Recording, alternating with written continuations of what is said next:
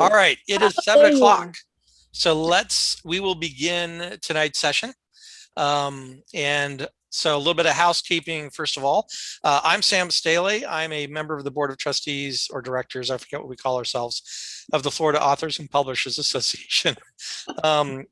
And I will be hosting tonight, and we'll get to Jane Woods in a minute, who's one of my favorite people, as well as favorite authors, and definitely someone who inspires me as an author, especially working from the independent space all the time. But a couple things. First of all, if you have questions, you are welcome to ask questions during the presentation. We've already talked to Jane about this. And if you would prefer, you just go ahead and I think you can you either set the way we're set up here in Zoom, you can either pose your question into the chat, you can direct message me in the chat as well. We'll make sure that your question is asked, but also if it looks like there's a convenient break, unless things get really raucous, at which point I will start muting people left and right. You can probably, feel free to, to also ask a question there. I will, however, ask everyone to mute unless you're going to talk. That just helps things a lot.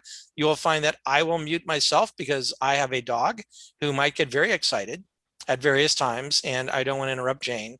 Also, I'm hearing some thunder outside of my window at this point. So if for some reason I am thrown off, which has not happened, has rarely ever happened. If you just try and come right back in on the current link, it should work.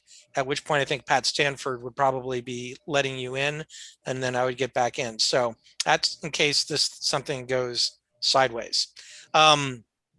So anyway, it should be, we will finish, but also note that we are recording.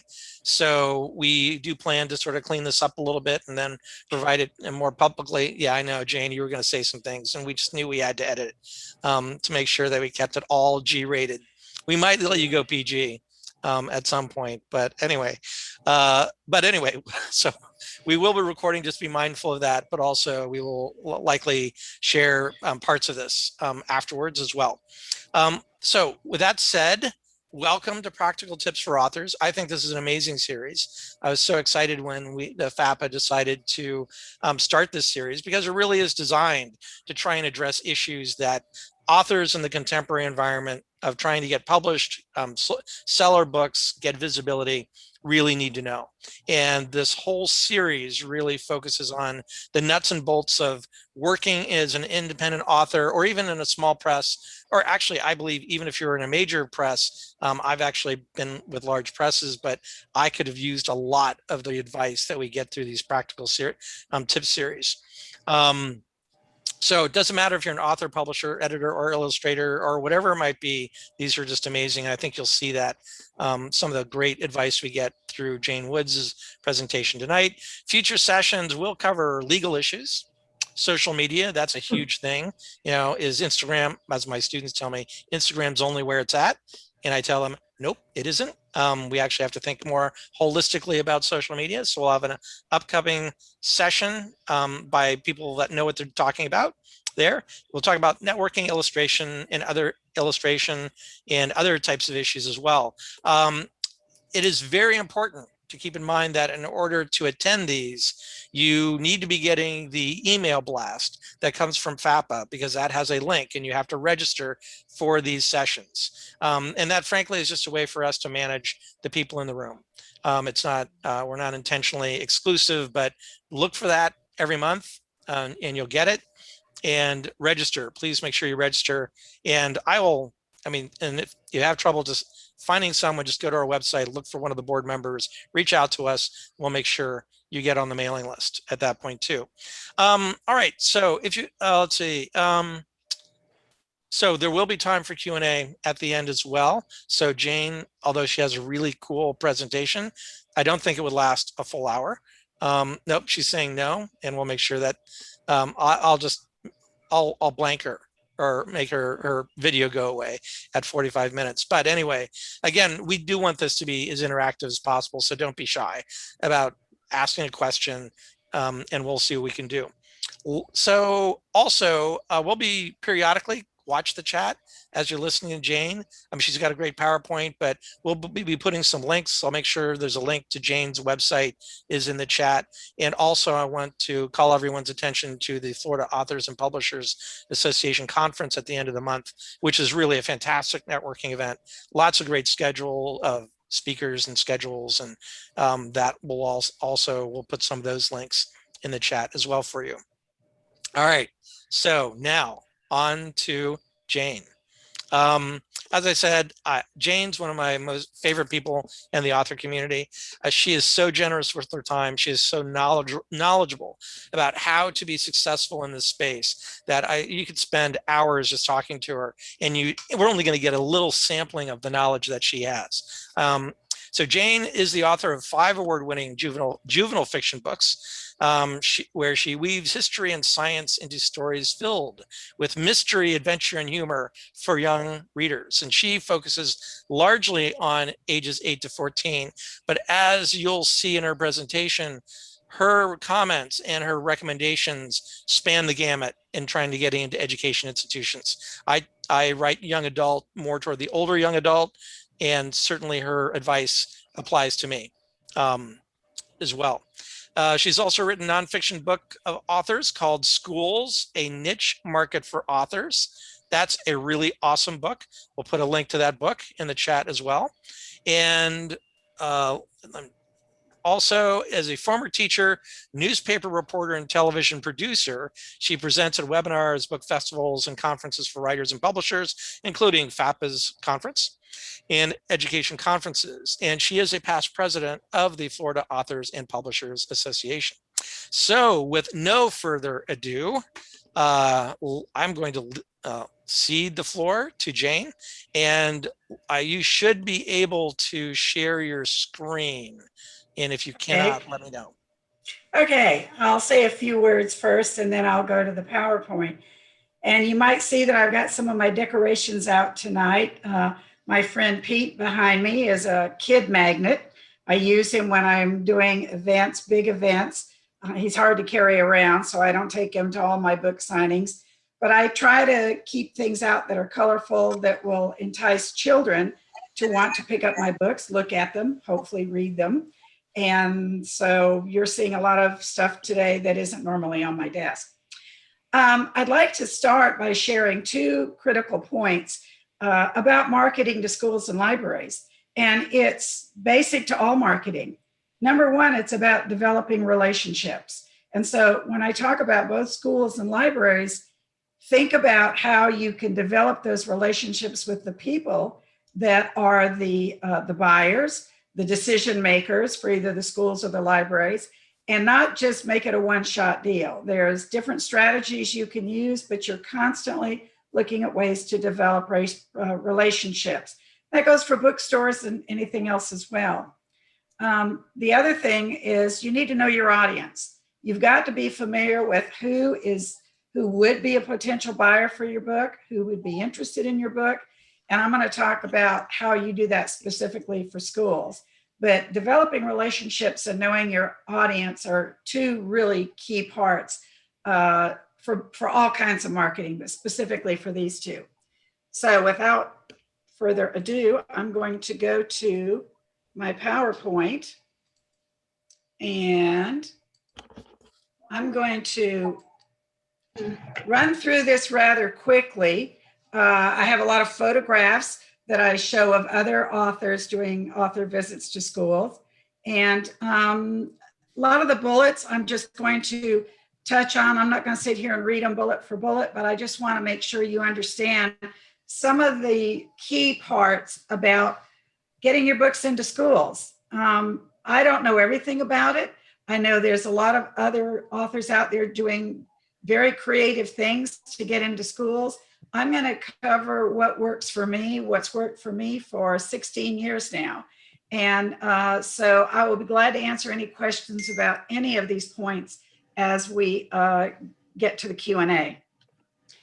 Some of the basic requirements to get your books into schools: your book must be appropriate for schools. That is, I think, goes without saying. It's common sense.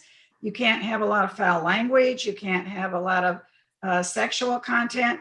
Obviously, you're going to have a different audience at K through 2 or 3 grades that you would have from a high school class. And there are a lot more liberties with what kids are using in middle school and high school today, but you need to know the local climate of the school district or the school that you're pitching your book to. It's ideal if the content of your book reinforces the curricula, and I'm going to talk more about that in a minute. You need to be comfortable speaking to kids. I've had authors of children's books and all kinds of books for that matter tell me, well, I don't want to go in a classroom. I don't like to be around kids. I'm not comfortable. My answer to that is get over it. That's your audience and you need to be connecting with them.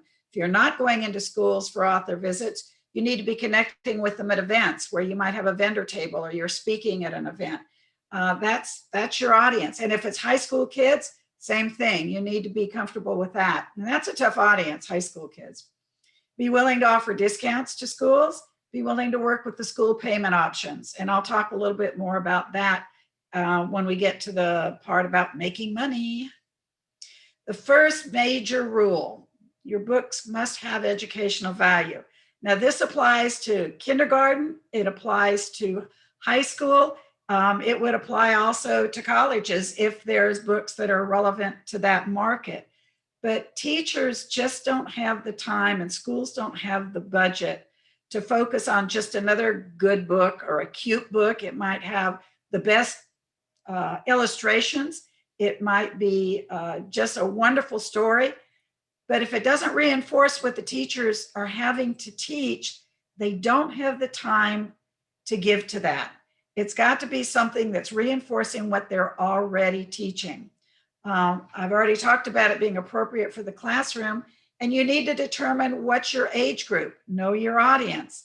Now, there's several ways to do that. Number one, you can look at your book and give a good evaluation of what kind of content is in there. I'm not just talking math, science, history, social studies. Think about things like health, the weather, the environment, geography, nutrition, art, economics, civics, biology, nature, agriculture, farming, earth science, energy, space, global issues, genealogy, foreign languages, foreign culture. Those are just some of the things that I came up with off the top of my head. But if your book is a nonfiction book that deals with any of those issues, or it's a fiction book, but it touches on some of those issues, it could be very marketable to schools. You've just got to figure out what grade level that is. And of course, your first question is, how do I do that? I'm not an educator. I want to know where my book would fit in at what grade level. The easiest thing to do is to go to your state Department of Education website. Obviously, I'm in Florida. I'm very familiar with the Florida DOE site. But if you're going to another state to try to market your books, or you're from another state, check out the DOE for your state. You're going to go to a page that either says academics, curriculum, standards, accountability. It might be called any number of things, but it's going to be somewhere on the state DOE website. There are many school districts that will also have standards. They might not call them standards, but they'll have, sometimes they say achievement levels. You just got to kind of get into the lingo of education and figure out what they're emphasizing at that specific school or that specific district at what grade level. Then you've identified your target audience. And then that will take you to another page, which usually will give you a list of the standards by grade level, by subject. Now, having said that, I'm going to make a little bit of a caveat now, because in the state of Florida, they're going through a whole revision of all the standards that are coming out in July of 2021. Hello, the teachers are going to be using that this year. What they're doing is they're trying to streamline some things. They're getting away from the testing like we've always done in the past. They're going to a little different system, and literally as we speak, it's changing. A lot of this is in draft form, but it's supposed to be solidified by the end of the month, or at least before school starts. They're calling this new set of standards in Florida, and I've got to look it up because it's such a name, Benchmarks for Excellent Student Thinking. I don't know who came up with that idea, but the initials are BEST, BEST. So you're probably going to be hearing a lot about BEST going forward, Benchmarks for Excellent Student Thinking. I always have to laugh about educators. They come up with the craziest names for things. And obviously somebody thought that was good. And I guess if you can refer to it with the name of BEST, that's something to think about. Go to the DOE site and explore it on your own in the subjects that you would be interested in at the grade levels you'd be interested in. And there's a lot of new things coming down the pike. And I hear this in other states as well. So you've got to stay up on what the teachers are being required to teach and not teach, because that's coming up. And that'll help you focus of where you're going to steer your marketing efforts. And then my last bullet up there is, can you enhance the value of your book with educational resources? We'll talk more about that. Here's some books that do reinforce the curricula. And if you look at them, you're going to say, oh yeah, probably every kid in high school, at least when I was growing up, read To Kill a Mockingbird. And that's when you talked about racial issues, which is going to be interesting going forward with all that's going on in the country today. The Diary of Anne Frank. How can you talk about World War II and the Holocaust and the price that so many people paid, or anti-Semitism, without having the Diary of Anne Frank in your toolkit? At least that's what teachers are using. Johnny Tremaine is great for kids 4th, 5th grade and up. A young boy growing up in Boston in 1775, done from the perspective of a teenager. And this was a Newbery winner many years ago. And then, of course, you've got some of the other books, The Little Engine That Could, The Magic Treehouse. Brain Games was a book written by Jennifer Swanson. She's a local Jacksonville author who is writing a ton of books now, nonfiction middle school books. She's writing for National Geographic Kids. She's writing for American Girl. She found a niche market and she's just cranking them out. These are my books. I like to weave history into my stories. I have one in St. Augustine. I have one on Amelia Island that has a rich pirate history. Ghosts on the Coast is in Savannah and Charleston. I talk about the Civil War. And then Lost in Boston, obviously, I focus on the American Revolution. My third book, Trouble on the St. Johns River, has an environmental theme. And I target these different books for different grade levels. Voices in St. Augustine is used by a lot of 4th graders in Florida because that's where they study Florida history. And a lot of schools do their 4th grade field trip to St. Augustine. Teachers can get the kids excited about going there because they're reading a fun fiction story. Not all kids like to read history, straight history, but they'll read a fun fiction story, and I weave enough history into it to hopefully teach them something as well.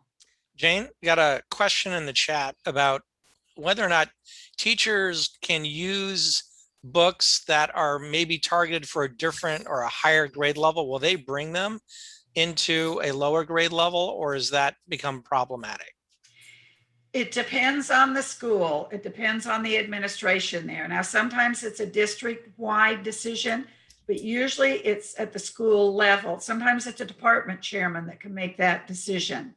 A lot of this is going to be individual to the schools. And that's going to depend somewhat too on the environment, the climate, of the area. And I'm not talking about the weather climate.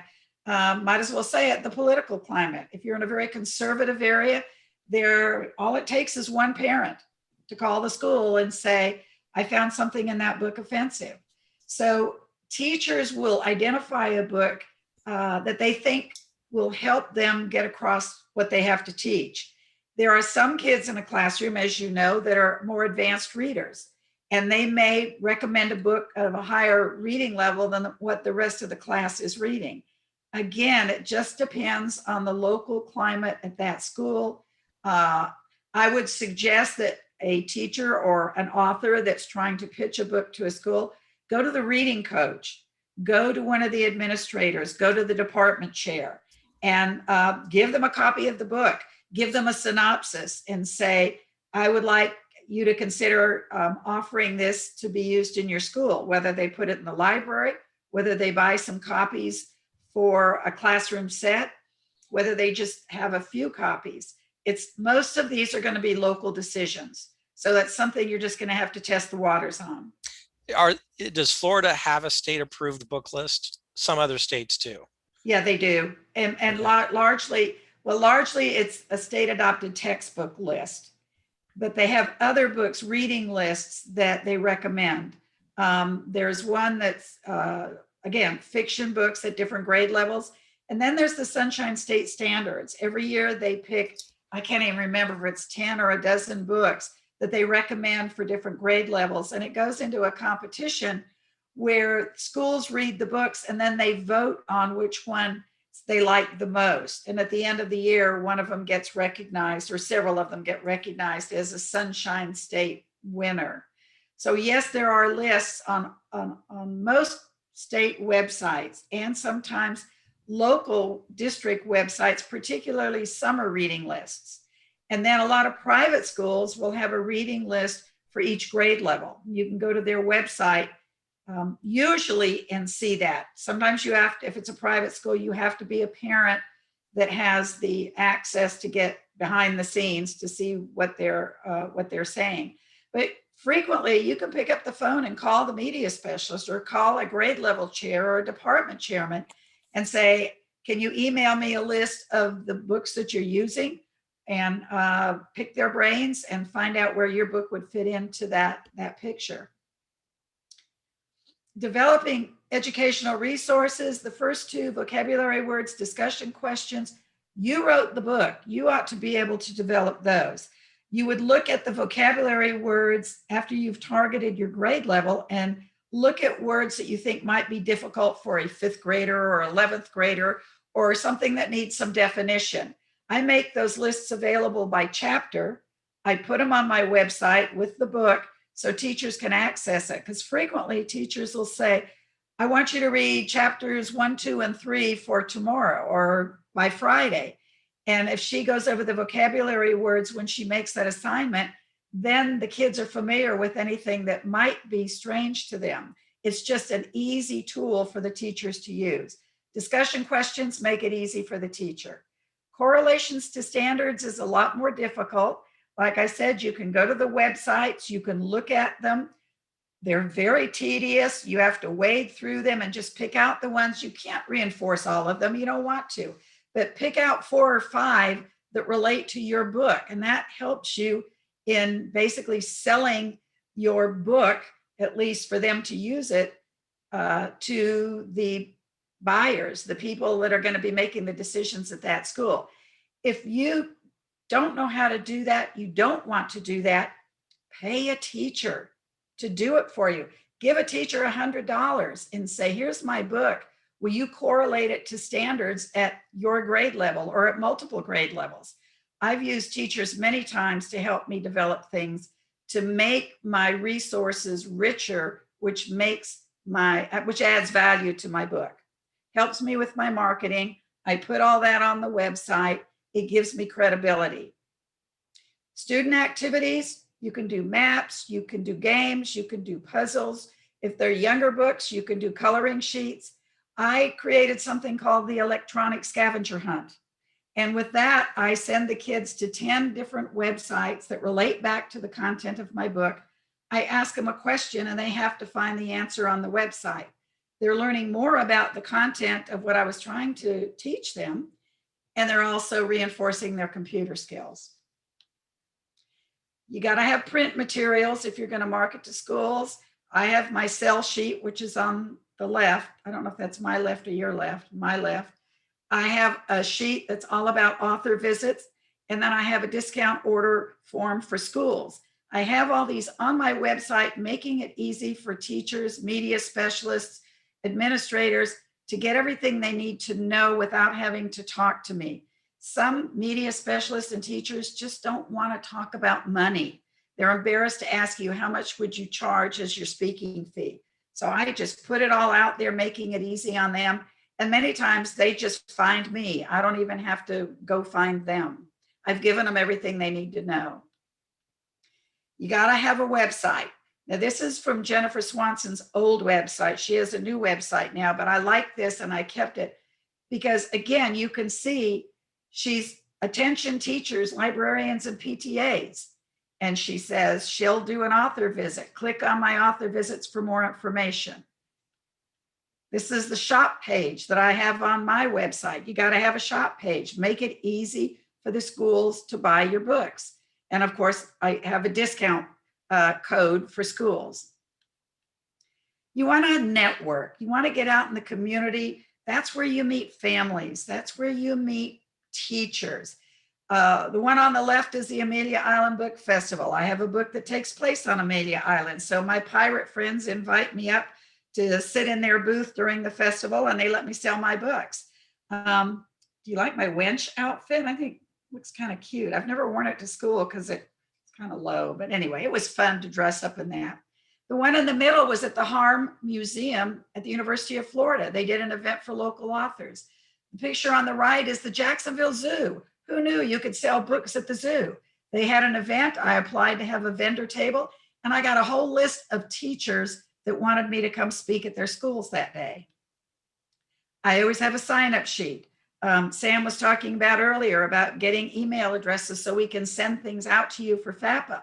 Well, you ought to be doing it with your own books. If you're launching a book, if you've got a special that you're offering, or if you've got a newsletter that you're sending out. You want to connect with educators. That big picture in the middle of the room is the Duval County Reading Association. They invited me to be a speaker there.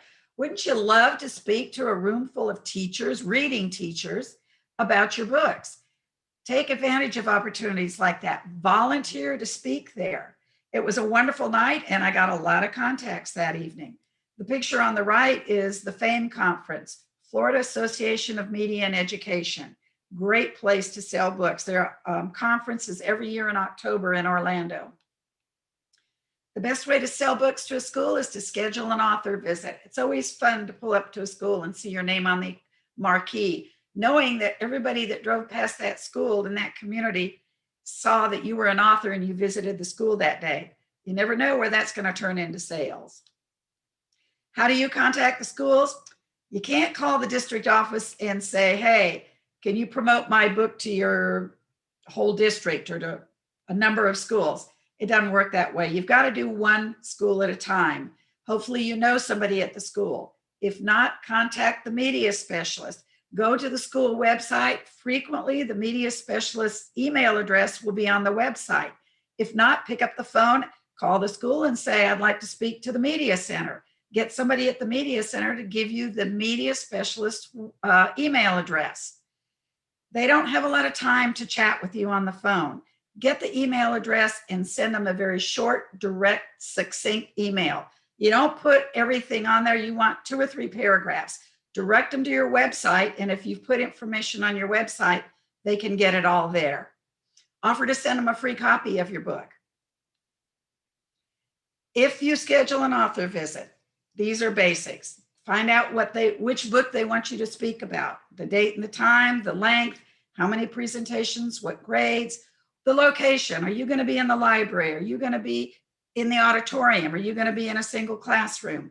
Let them know if you need AV equipment, anything that you need to know about checking in. Every school today, you've got to go through the front office and check in. So take your driver's license and make sure that you go in through the proper procedures. Prepare for your visit. Here's where you make some money. Discuss selling your books to students. I don't go to schools unless I can sell books to the students, unless they're paying my full fee and they're buying some books. It's very time consuming to do these. And I go to schools all the time. I usually average about 50 books to the students when I sell them, but I've gone to schools where I've sold as many as 300 books at one school on one school visit. You send a student discount order form that can go home to the parents a week before you come. The kids come to school with their money and their order form in a sealed envelope. Sometimes schools will collect it in advance and send you an Excel sheet with all the information that you need, and then you can pre-sign them and bring them with you the day of the visit.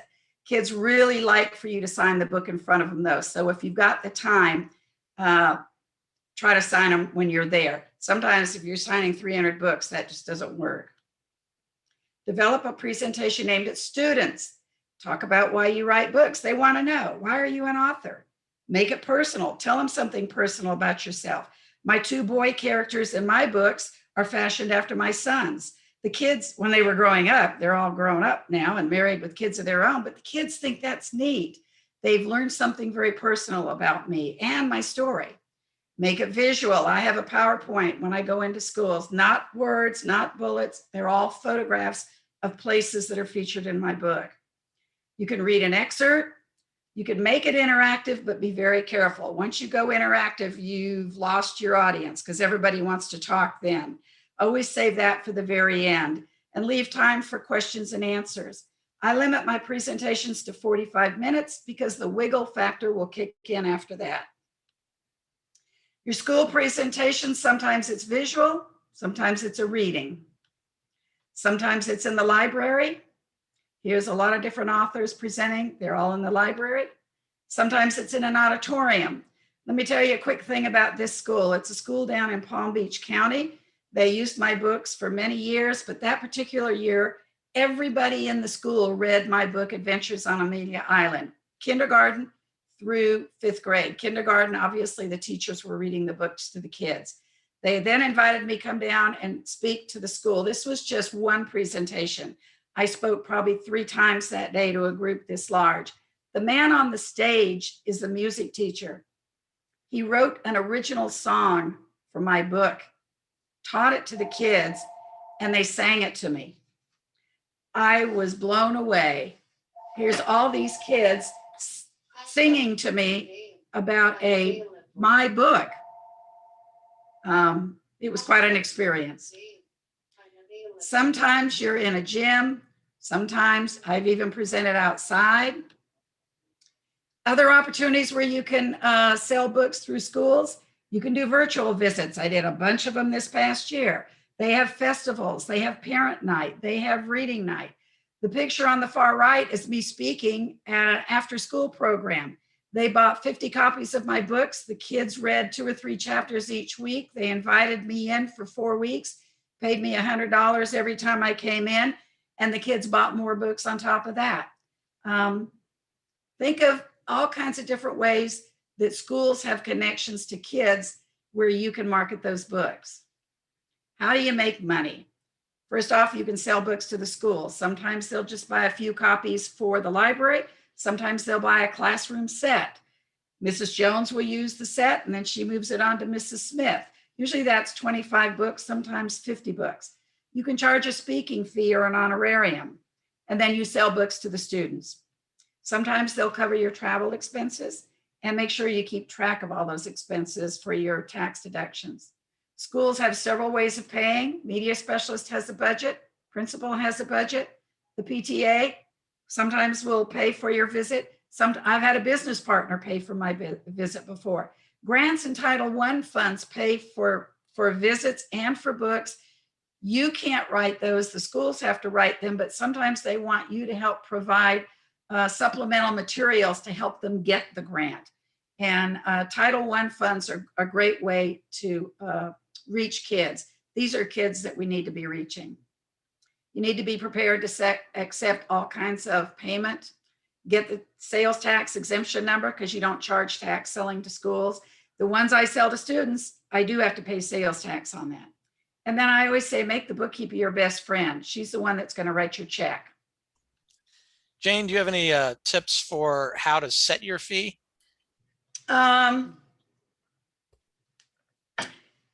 Yes, I just have always done $350 for half a day, which is 2 sessions, $600 for a full day, because I felt like that was what schools could support.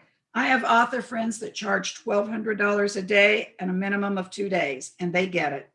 You just have to establish your reputation. Your book has to be popular with the schools, and they have to like your presentation. Most of my school visits now are repeat visits, because one of the things I didn't think about when I started this business plan, so to speak, was every year they get a whole new crop of 4th graders or 5th graders or 8th graders. So they invite me back year after year if they like my book. I think the teachers might get a little bored hearing me year after year, but and I change it a little bit for that reason. But you just got to test the waters and see what they can afford. And everything's negotiable. I've reduced my fees before, and sometimes I do them for free if it's local. Keep the kids engaged. Students are excited to meet a real author. I've never met an unreal author. Maybe I have, but anyway, kids think that's neat when they meet a real author. Promote your school visits. Put your schedule on your website.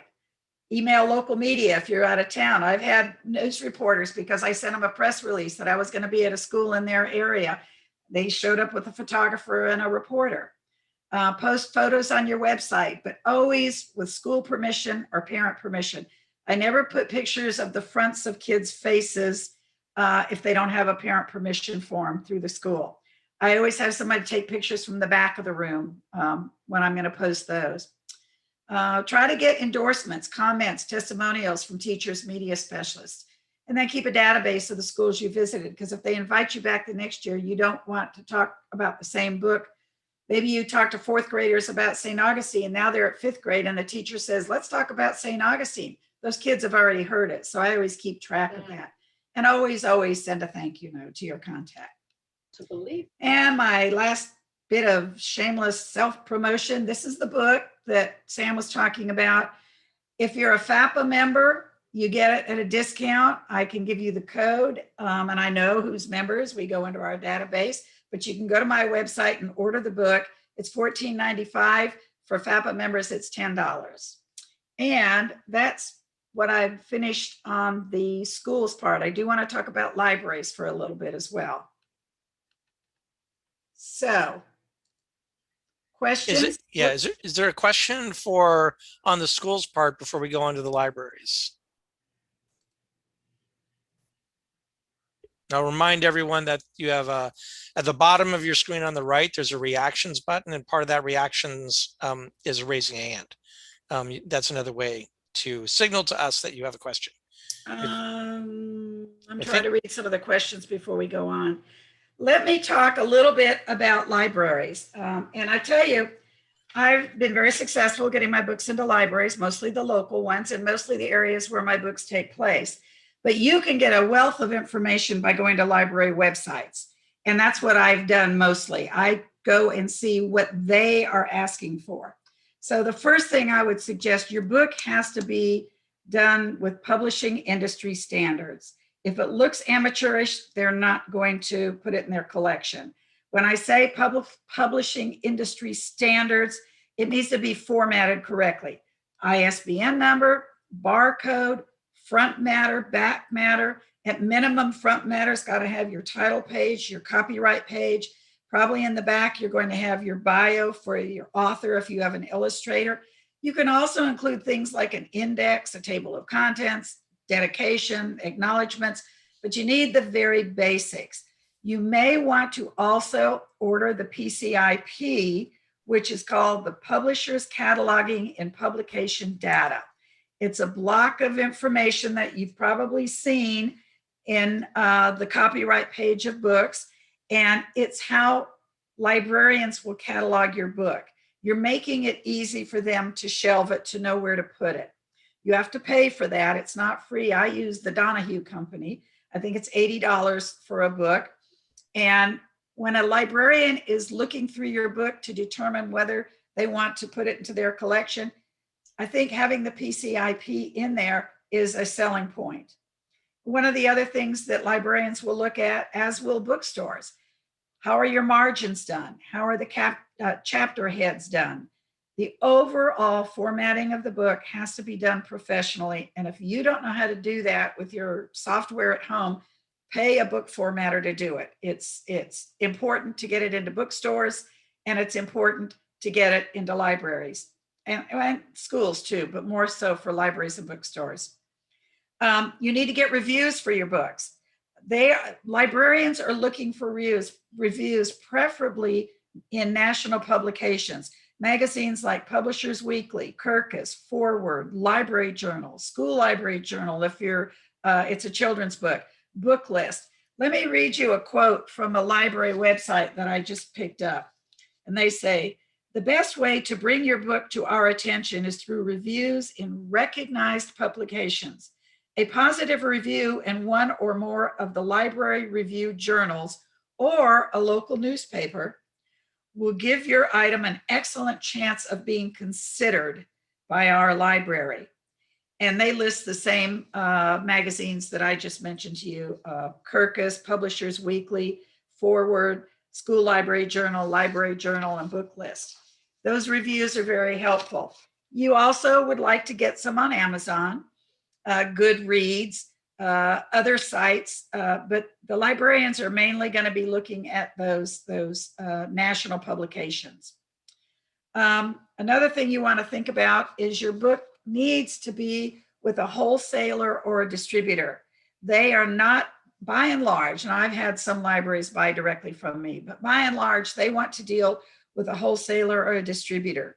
Baker and Taylor, Ingram, and Follett are probably the three most popular, although there are others.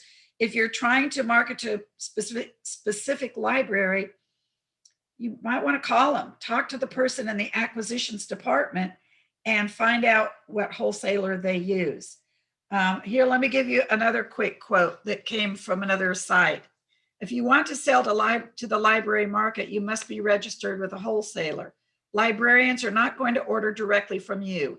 They can't frequently. Librarians have to order thousands of books each year, and it's impossible for them to cut individual purchase orders.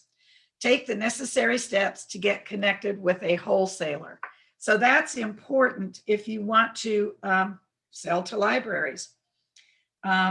There's also separate places to go if you're going to be marketing your audiobooks or your ebooks. And again, you just need to go online and do a little homework. You also need to create what we call a sell sheet. And I held mine up earlier. I had it up on the website. Let me hold one up here. And that's your information sheet. This one has my 5 books, a little bit of everything on it. I use this many, many, many places. But if you only have 1 book, here's the sell sheet that I use for my schools and niche market one. And it's just very basic. You've got a blurb, you've got the cover. This says authors will learn how to, and I've got 5 bullets. There's a picture of me presenting in the classroom with a testimonial from a media specialist. And then it's got the information of how and where they can order the book.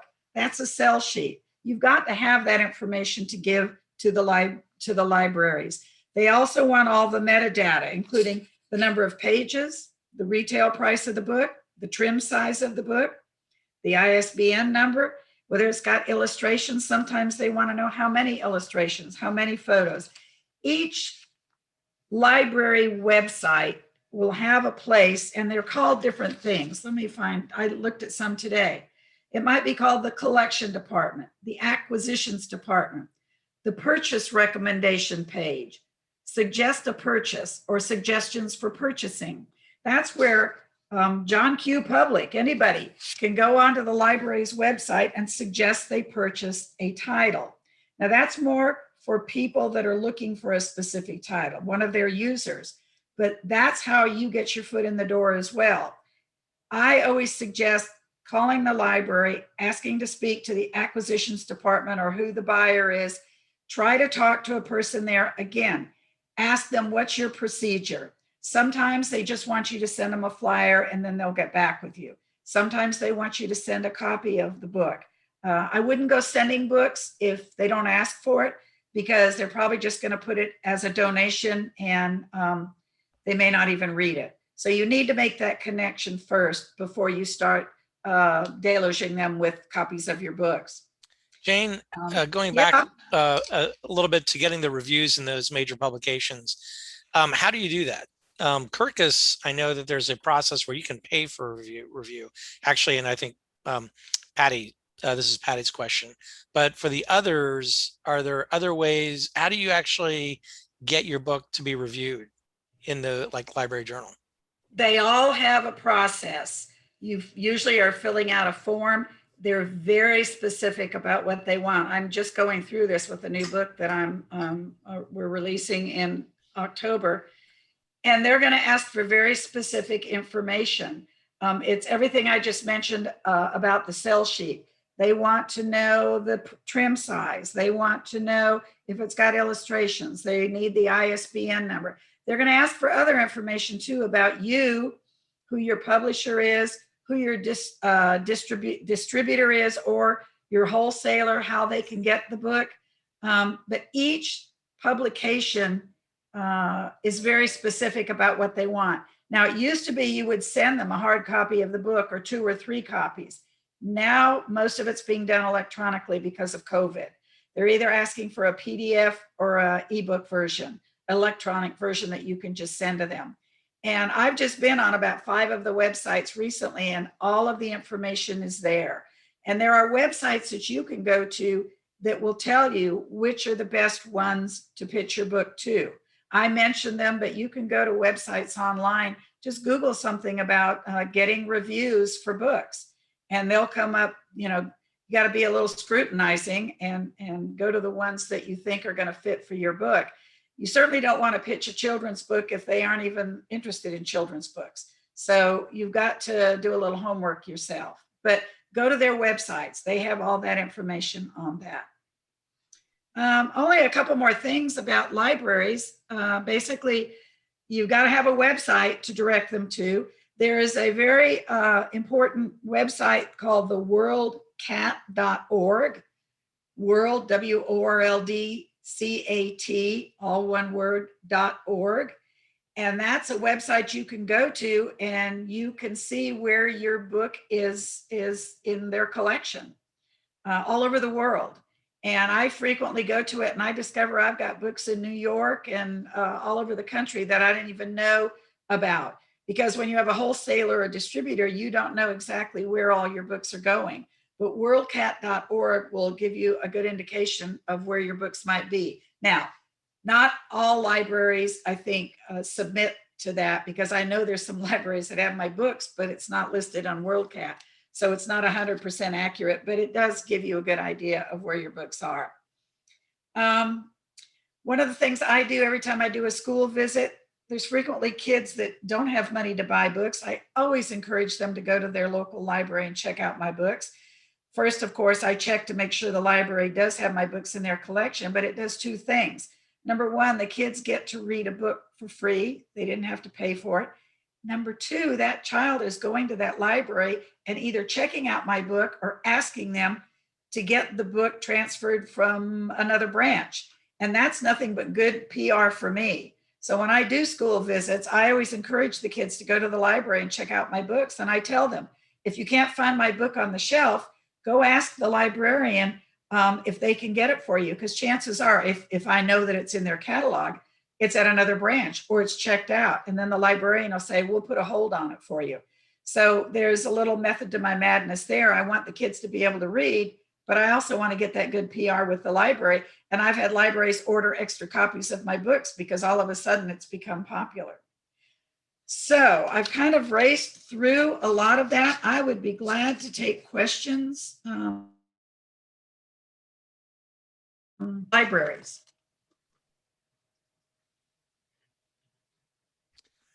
Or questions on any of those topics. Okay, or you need to unmute yourself. Yeah, there we go. I don't have a question, but I do have a comment, Jay, and I think what you're saying is we just need to get to know the system. We need to get to know the people at the school and the system and what they want. Same way at the library, just get up and learn their business almost. You do. And again, I go back to establishing that relationship. When I'm doing what I call a cold call via email, my husband and I like to travel. So when he goes out, we go out to Breckenridge and he skis, I don't ski. I try to schedule some school visits while I'm out there. When I do a cold call, I go look at websites in Summit County, Colorado. I look at schools that are number 1A schools that have a very robust website that it shows me a lot of parents are involved, or I look at Title I schools. And then I try to find the media specialist or somebody at that school that I think is a decision maker. I send them an email, very short. My name is Jane R. Wood. I'm author of 5 juvenile fiction books. I'm going to be visiting your city, and I give them the dates, and I would be interested in scheduling an author visit to your school. I think the year that I had my biggest success with that, I only sent out 10 emails. These people didn't know me from Adam. I had 4 responses, and I scheduled 2 school visits. I made enough money on those 2 school visits that I paid for our entire trip, including my airfare to go out there. So it's just a matter of learning, as Kay said, the system. Find that person at that school. And all I had to do, I sent 10, and I was lucky. I got 2 that said, yeah, we'd love to have you come and speak. I do that very frequently when school is starting. You've got to start cultivating those relationships now in July, because school budgets kick in July 1st in most districts. And by October, the media specialists have already spent their entire budget because they've got to buy books, and they're already trying to schedule some author visits. They love to have author visits come to the school. Sometimes you just need to offer to do them for free to get your foot in the door if it's local. You know, I wouldn't travel a long distance and do it for free, but I do them free frequently just so I can get my foot in the door. And those are the schools that invite me back year after year. So it's, again, learning not only the district system, as Kay is saying, but the school system, and making a relationship with some personnel at that school.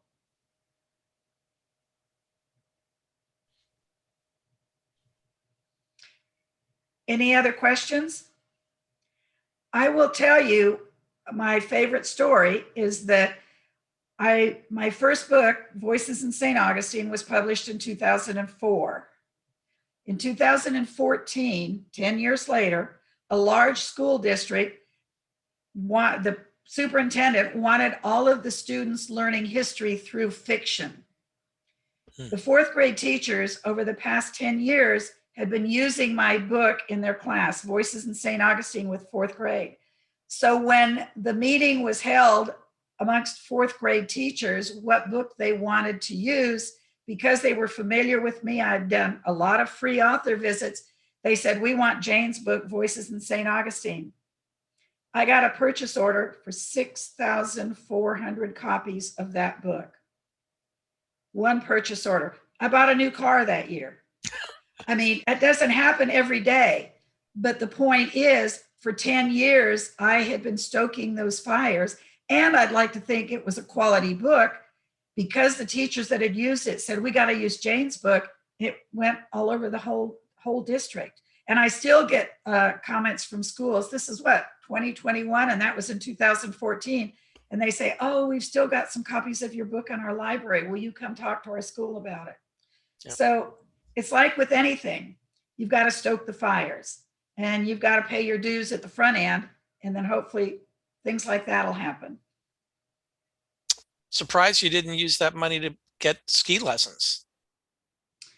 Nah, I should have. You know, that trip, and of course we still travel a lot. My husband goes skiing and I go work. What's wrong with that picture?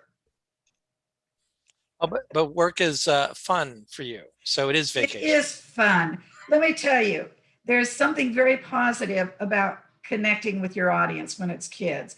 And I would say that at the high school level too. I've spoken at many high schools because the English department, the creative writing teacher will call and want you to come talk about writing. Well, that's what the teacher wants you to talk about. I can tell you what the kids want you to talk about. How can I make money by writing? So I always go prepared to talk about journalism, marketing, social media, many other ways that they can make money with writing skills, not just writing the great American novel. And I love connecting with the kids. You get wonderful feedback from them. You find out what works and what doesn't work. You find out what they're interested in. And of course, the trends, the language, everything changes so rapidly. You've got to keep up with your audience. And so going into schools for me is not only very positive as a former teacher, and I want to get kids reading. I mean, if you're not familiar with the statistics, if kids aren't reading on grade level by 3rd or 4th grade, we lose them. Yep. Tara has a question. Hey, Jane. So I homeschooled my now adult children most of their careers, but they spent each a couple of years in private school and a couple of years in public school. And when they were in private school, they were each given their textbooks so that they had their own copies that then they kept when all was said and done. Their names were on them, all that neat stuff. But in public school, they didn't keep their books. So when you're selling, say, to fourth grade and you talk about coming back in for next year's fourth grade, are you still selling more copies? Is it to the school system or is it just to the kids? Are they keeping their books or do they stay with the classroom? It's both. There's a school I visit every year in Miami, and every year they buy 200 books for all of their fourth graders, and they let the kids keep them. This is a charter school. It's a fairly affluent area. They buy the books, the kids keep them. A lot of schools, they'll buy a classroom set of books, but it stays with the school. And so the kids can still take them home while they're reading it, but it stays with the school, just like it would be part of the library. So it works both ways.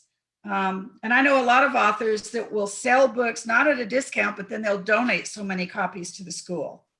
There's all different ways you can do it. As I say, everything's negotiable. You can negotiate your speaking fee. I've had schools tell me, well, I don't have $350, but I have $200. And then I say, well, do you have any money in your book budget? Oh, yeah, I do. Well, then they buy $100 worth of books. I don't care if they pay my fee or they buy my books. Actually, I'd rather they buy my books. I want to get the books in the hands of the kids. But, and I've sometimes said, you've only got $200? I'll do it for $200, as long as, I'm not traveling some great distance. Everything's negotiable. You just got to get your feet in the water and get comfortable with all of that, realizing that educators, most of the time, media specialists, teachers, they're not comfortable talking business. They weren't trained in business. They're trained to teach kids, and they're not real comfortable with all that. So you have to meet them more than halfway. Make it easy for them to buy your books. Okay, we've got just a few minutes left, so if you have questions, now is the time. We will probably stay on for a few minutes afterwards, but still, we will be bringing this to close and let some people leave.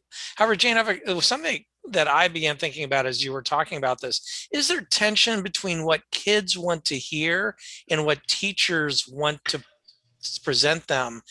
And does that create a dilemma for authors when you're trying to market to the schools? Yes. First, you have to get your foot in the door. You have to establish a relationship, and it has to be a safe relationship with the teachers, with the administration. If they don't like what you're doing, or you get engaged with the kids on a level they're not comfortable, you're not going to get invited back. They've got to be comfortable with you. One of the things I always do, though, when I'm speaking at schools is I do try to include things that the teachers especially like. Now, you saw from my pictures, and I'm a big proponent of, you got to engage with the kids. You got to go to the kids. You got to keep them excited. I always talk about the writing process and how much editing we authors do, and how much we rewrite and we restructure and we use editors, because kids, think about this when you were in school, when you had an essay to write or a book report or something, you wrote it down and you turned it in and you didn't want to see it again. And if it got handed back to you with all these red marks on it and the teacher said, now I want you to rewrite it, you hated that. So I always talk about how authors rewrite so many times, and they edit and they constantly tweak it. And I make suggestions. I say, kids, if you've got an assignment due on Monday and it's been given to you on, say, Wednesday, don't wait till Sunday night to write it. Start working on it early, and then let somebody else look at it, like I do with my editors, and make suggestions on how you can make it better. And then you need to rewrite it. Number one, you'll get a better grade, but you'll become a better writer. And I always include that as part of my session. And the teachers will be in the back of the room going, yay, yay. And I've had teachers tell me, when I go back into my classroom and I've told them this, even authors have to do this. So you have to do it. You heard it from an author. So anytime I can throw a bone to a teacher when I'm in front of a class, I do that, because even though the kids are your audience, think about it, the teachers and the media specialists and whoever's going to be buying the book, is also your audience. You've got, multiple audiences, and then you probably have parents as an audience as well. So I always say I have 3 different audiences that I market to. Because even though the kids want the book, who's paying for it? Mom and dad, or maybe grandma. I'll call everybody's attention to Patty Jefferson's comment in the chat too about bookstores. And we run a mobile bookstore up in Tallahassee with the Tallahassee Writers Association. And I can also attest to the fact that the more people that like your book and like you as an author, the more likely they will recommend you as an author. And that's important, just generally. But so Jane, of when you are invited back to schools, let's just say on average, for a typical year, let's say you have 100, will be really 100 book events at schools. What percentage are repeats? Do you have any sense of how many of these are new events and versus how many I'd have to go look at my numbers, but it's over 50%. are repeats? I would say maybe 60%. Because of the relationship. They know what my presentation is going to be like. They know I'm going to show up on time. My presentation also, I said 45 minutes. I shift gears 3 times because of kids. They don't want to hear a straight lecture. I talk a little bit about why I write books and the writing process and that, maybe 10, 12 minutes. Then I go to my PowerPoint presentation, show them pictures. That engages the kids. Then we talk a little bit more later, and then I do the Q&A. And it keeps moving along. You've got to keep them going. Teachers like that.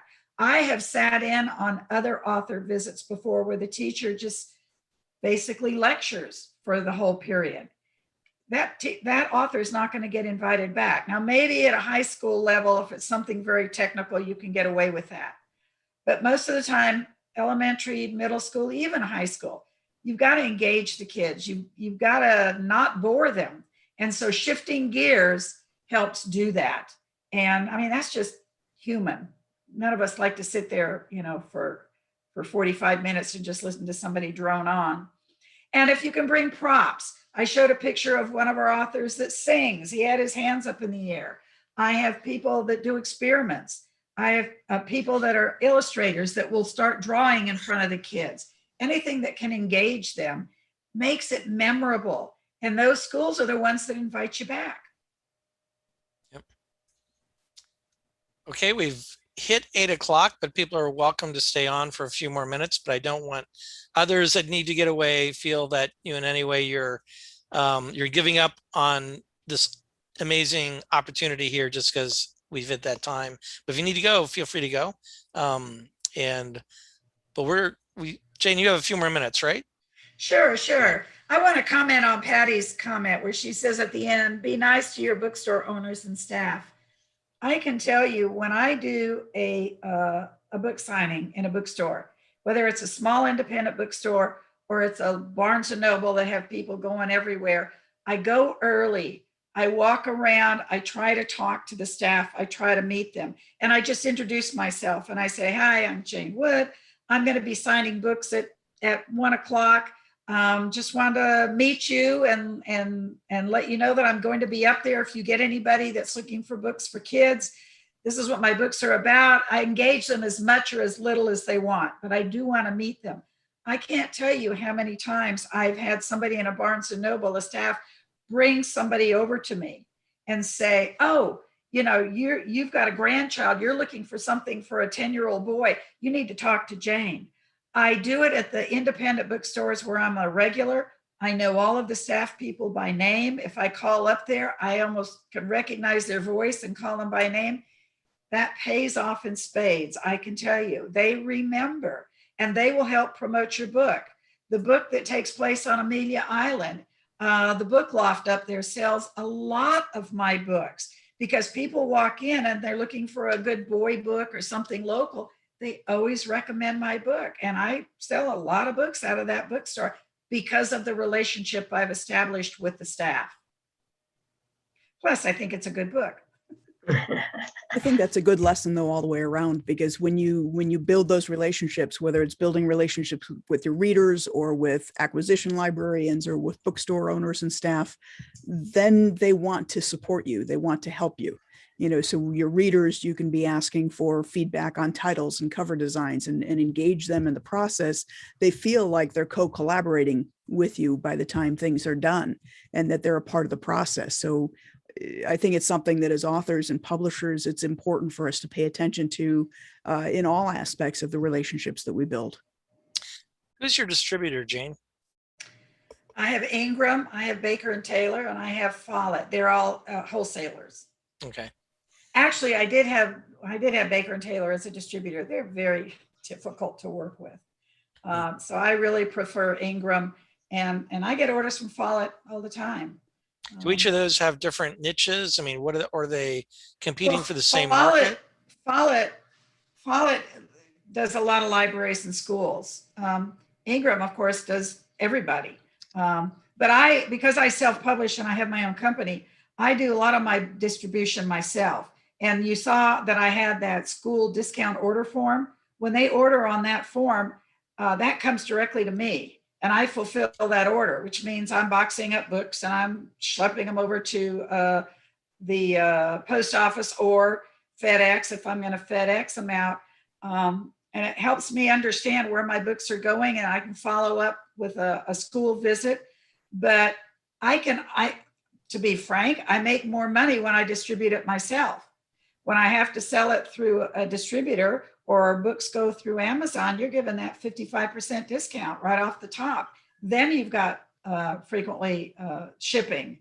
So I don't mind doing it myself. I don't have a separate job. This is what I do. And I don't mind going to the post office periodically. It's close to my grocery store and my bank and Walmart. And I just make a trip, to the post office. They know me on a first name basis over there, but it works for me. That wouldn't work for everybody. If you've got a full-time job and you're trying to do this as well, you probably need to go straight through a wholesaler or distributor. Now with print on demand and companies like Ingram, that's very doable. Are you a reporting location then as well for book scans so that sales data is being captured, or do you not care about it being captured? I haven't really done that. I need to do that, particularly with the new book coming out, because this one's going to go more national. Although, I get orders from all over the country for my books, and I often wonder how they found out about it. But I'm going to have to pursue that. So you'll probably get a call from me, Tara. It's a pain. It's a weekly thing. I understand. There's a lot of pain involved.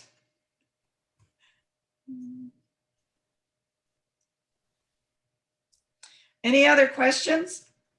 Come on, don't be shy. Don't be shy. I will tell you, I always like to tell little stories and anecdotes. One of my favorite stories was one time, there's a Catholic school down in Orlando that ordered my book every year and the kids read it. And they always had it on their summer reading list. And then they would invite me to come speak at the very beginning of the year, usually in August or September, depending on when they started. So one year I get this email around July or August from a fifth grader at this school. And he says, Ms. Wood, I read your book and you talk about the Bosque Bello Cemetery in Amelia Island, and how it was formed in 1898, or I haven't got the numbers right, 1798. And he said, I did some research and I found that it was actually formed in 1798. The numbers were switched. Whatever I had, the numbers were different. So I thought, oh my gosh, because I do a lot of research before I put anything in the book. And I thought, I got to check this out. So the people that are running the cemetery up there were the Daughters of the American Revolution and a couple other historic groups. And I had used them as my source. So I called up there and I talked to somebody and she says, well, that's very interesting.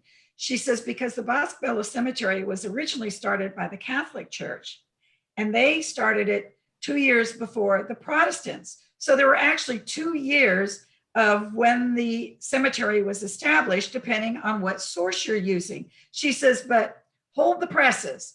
She says, because we just recently discovered behind the cemetery in the woods, there's some graves back there. And they've got to be much older than either of these cemeteries. And I'm going, oh my gosh.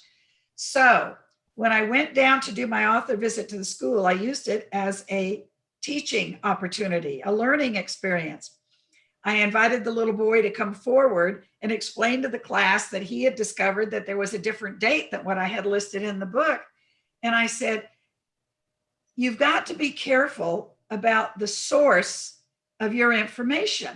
It would be like if you were reading some letters from a Confederate soldier during the Civil War, and then you read some letters from a Union soldier, you would have two totally different perspectives.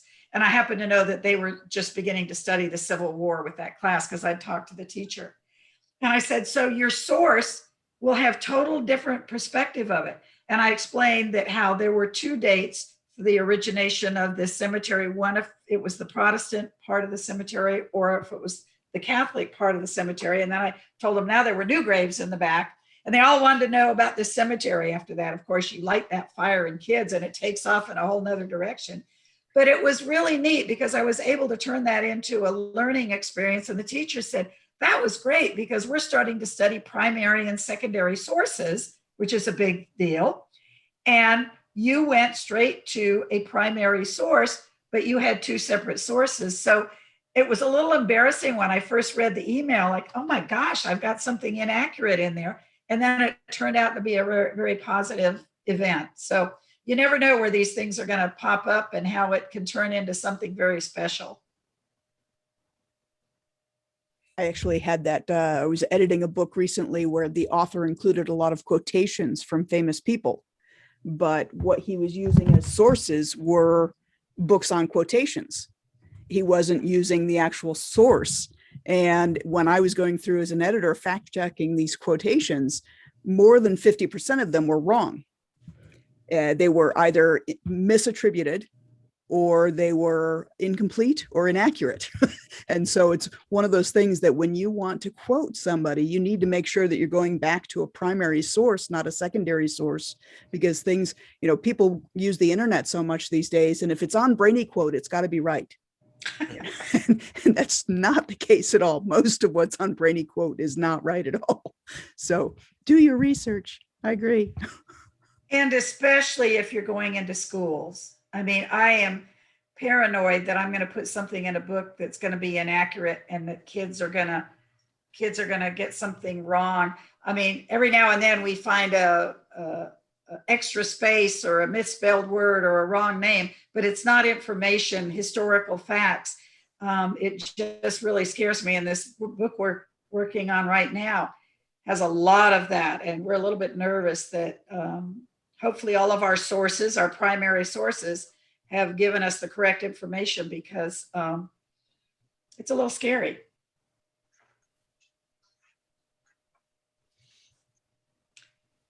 Anything else?